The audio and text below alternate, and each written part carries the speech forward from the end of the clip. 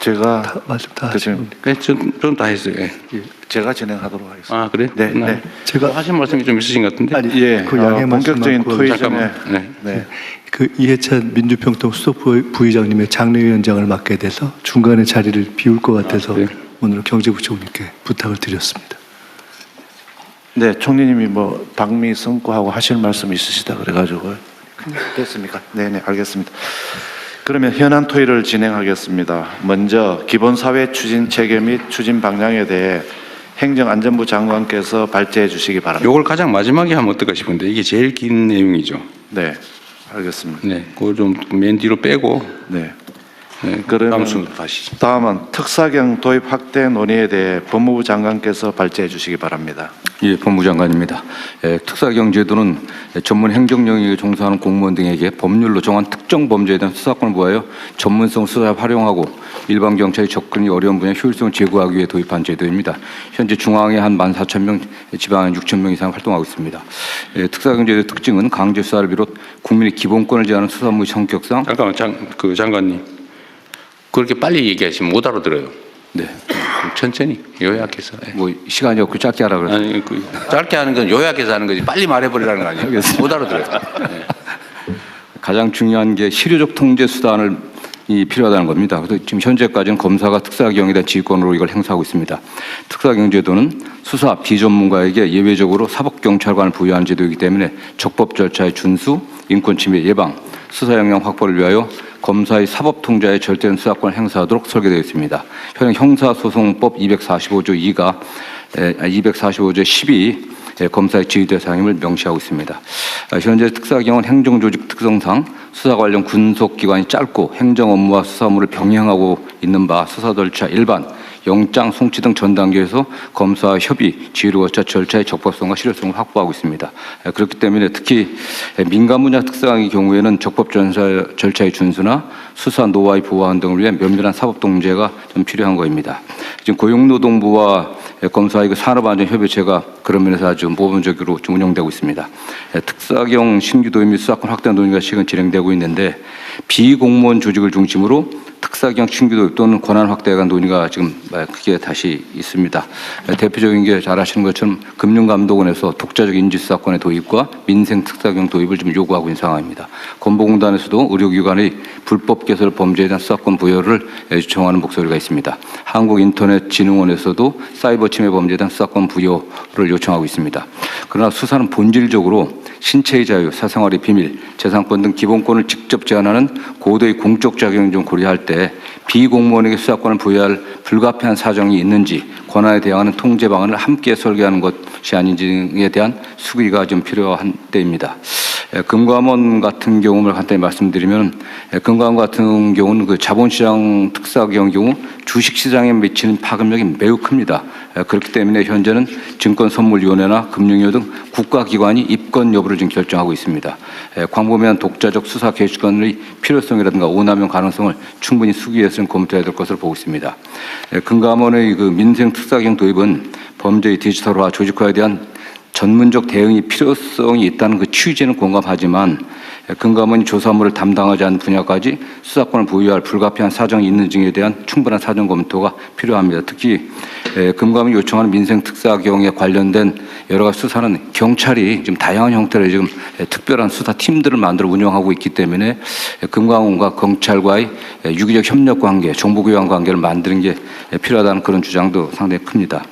건보공단 및 한국인터넷진흥원 특사경 문제는 건보공단이 보유한 데이터 및 조사 경험 또는 키사익의 사이버 침해 사고 대응 역량 등 전문 분야 수사의 실효성을 고려할 때 원칙적으로 입법 정책으로 결정할 사항입니다. 다만 비공무원 조직의 성격을 고려할 때 또 이러한 경험들이 없기 때문에 현행 형사소송법의 틀 안에서 집중교육, 전담직원 지정 등을 통해 수사 역량을 확보하고 수사 개시 전 검사의 사전 협의 절차를 의무화하는 등 국민 기본권 보호를 위한 사법 통제 방안 도입이 함께 논의될 필요성이 있다고 보고 있습니다. 네. 마치겠습니다. 또 진행 제가 할게요. 이게 제가 이거 빨리 안건을 좀 준비하자고 한 취지는 하여튼 몇 개의 쟁점들에 대해서 이견들이 있기 때문에 오늘 그걸 좀 조정을 좀 할까 싶습니다. 어쨌든 특별사법경찰관은 기본적으로는 이제 공무원들, 수사 공무원이 아닌 경찰 검사가 아닌 일반 행정 공무원들에게 이제 당의 직무, 본인들이 취급하는 사무에 대해서 필요한 수사를 할 수 있게 예외적으로 허용을 하고 있는 거죠. 그런데 이게 지금 특정한 경우에는 민간기구, 공무원이 아닌 민간인에게 특별사법경찰 업무를 허용할 거냐. 두 번째는 이게 검사의 통제를 계속 유지할 거냐.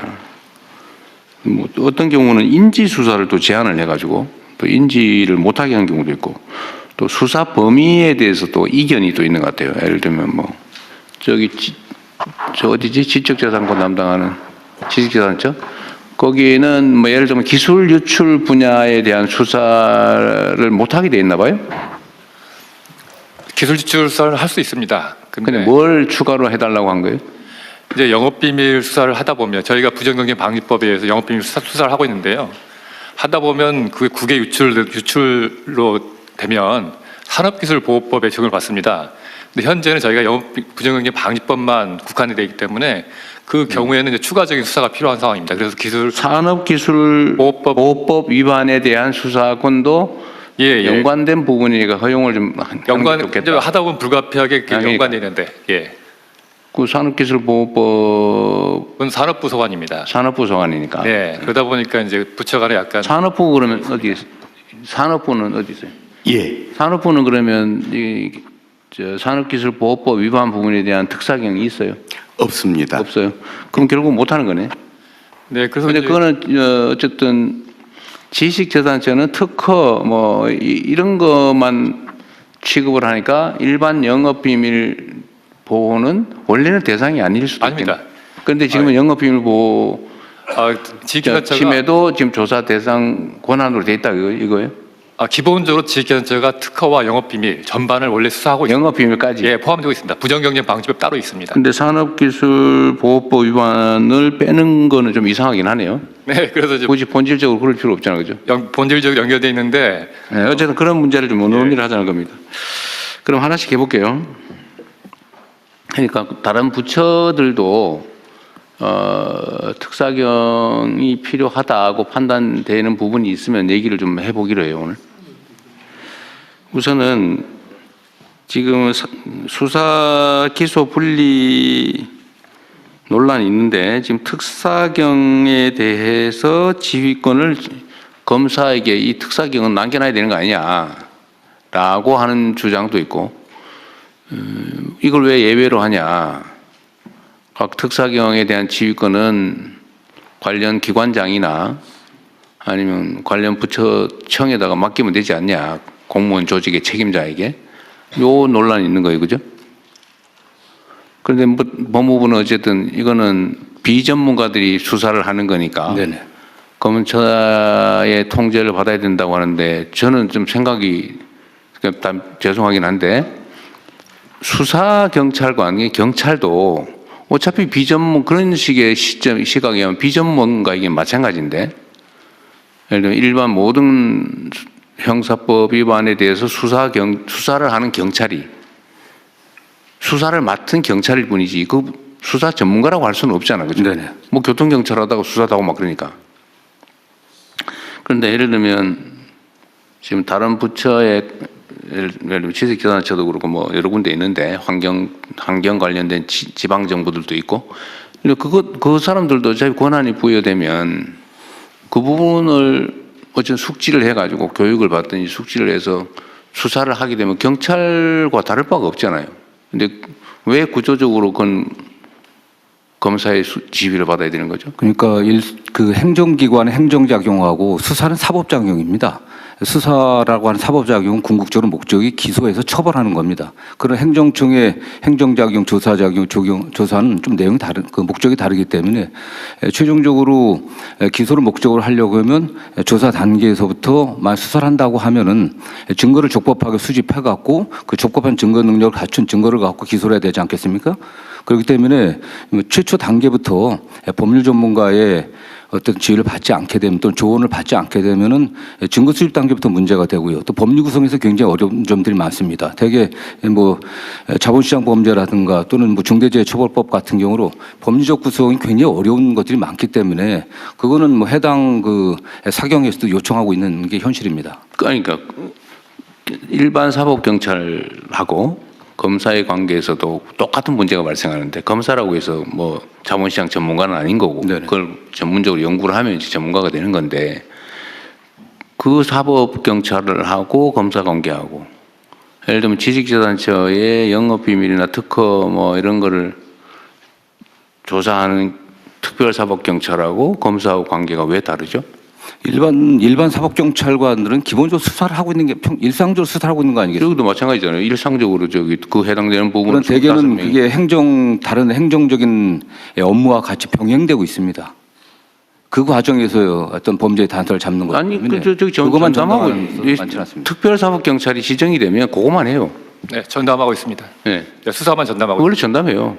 지방정부도 마찬가지. 환경 담당 특별사법경찰 그러면 그거만 해요. 그런데 수사관들이요, 경찰이나 검찰의 수사관들은 계속 수사만 하지만 특별사법경찰관들이 그 직위에서 왔다 계속 갔다 긴급하고 올라가는 게 아니고요. 일정 기간 근무하다가 딴 데로 갑니다. 대개는요. 뭐 그러긴 한데 경찰도 굳이 따지면 교통경찰하다가 경비경찰하다가 정보경찰하다가 왔다 갔다 해요. 물론 잘 안 하죠. 전문성을 보장해 주려고. 근데 그건 논리적인 얘기는 아닌데 현실이 그렇다는 것 뿐이죠. 근데 근속 연한이 짧다는 것은 굉장히 그 수사 능력에 제한을 정도 주는 그런 차이가 있다. 네. 어쨌든 이거는 지금 검경 수사권 분리와 관계에 대해서 꽤 복잡한 논쟁거리여서 네. 그냥 이 정도 하고 요 수사 특사경에 대한 지휘 권한을 검찰에 줄 건지 검찰은 통제는 하니까 뭐 영장 청구하면 영장에 대해서 만약에 인지 수사에 대해서 통제가 필요하면 뭐 보고 정도는 할 수 있겠죠. 근데 예를 들면 금감원 같은 경우는 인지 수사를 못하게 해놨다면서요. 그건 더 문제죠. 금감원은 금융위? 네, 그겁니다. 금융위에서 이 상황을 파악했는지 모르겠는데 뭐 금감원하고 관계가 조금 뭐 미묘하긴 합니다만 네. 어쨌든 거기 감독기관 네, 맞습니다. 감독기관인가 상위기관인가 네, 지도 감독 상위기관입니다. 감독기관인 거죠? 네, 네, 맞습니다. 네. 그런데 지금 금감원의 고유 사무에 관해서 형사처벌법 조항 위반이면 수사를 하죠. 지정된 특별사법경찰관이 있죠. 네, 있습니다. 있는데 네. 인지를 못하게 해놨다고 그러더라고요. 네. 그런데 그럼 인지를 못하게 하면은 어떻게 합니까? 그럼 검찰에 보고해가지고 검찰이 인지해라 그러면 하는 거예요? 아니면 검찰이 지금, 인지하면 예, 지금도 인지를 하면 조사가 들어갑니다. 그래서 그 조사를 한 뭐 후에 어디 인지를 못하게 돼 있다던데 승인을 받아라 그랬던가? 네, 이거 약간 다른 차원. 인증을 해서 조사를 하는데 그걸 이제 증선위에 올려서 거기서 검찰로 보내면 그 검찰에서 다시 지휘를 받아서 내려오는. 그 인지의 승인을 받아야 된다고? 네네, 그런 절차 흐름이고요. 아예 그건 말고 그냥 인지를 해갖고 조사해서 바로 수사로 갈 수 있게 거치지 근데 않고. 왜 인지를 못하게 했어요? 그거는 이제 아까 말씀하신 대로 금감원은 이제 민간인 조직이니까 15년 8월에 이 제도가 도입되면서 국회에서 논의를 하면서 여러 가지 우려가 있었습니다. 이 특사경이라는 제도를 이제 처음으로 민간한테 주는데 그럴 때 이제 공권력의 남용이라든지 국민 법감정 이런 걸 생각해서 이걸 어떻게 설계해야 될 거냐. 그러면서 조금 그런 측면에서 요 인지수사권 자체로 하는 거 그거는 살짝 조정을 해놓은 그런 상황입니다. 이게 지금 특별사법경찰 도입 취지는 검사나 경찰이 이 수사를 다 감당도 못할 뿐만 아니라 그 해당 분야는 특수한 전문성이 있는 분야라서 그 업무를 담당하는 공직자 또는 어쨌든 민간 기구에게 조사나 행정을 하는 과정에서 필요하면 그 법 절차를 지키게 하기 위해서 신속하게 전문적으로 하기 위한 제도잖아, 그죠? 예, 그렇습니다. 네.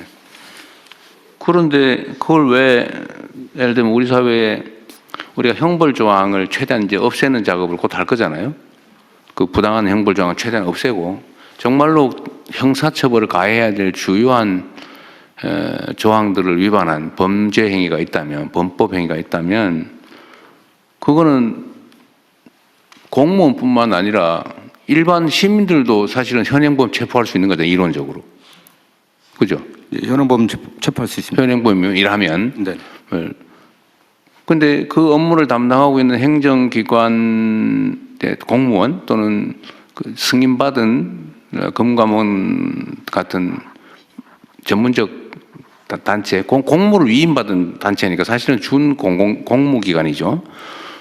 그런 데서 법이 위반된 거를 조사를 해서 불법을 교정하는 거를 굳이 검사만이 승인할 수 있다. 그거 이상하지 않습니까? 뭐 잘못된 거는 고쳐야 되는 거 아니에요?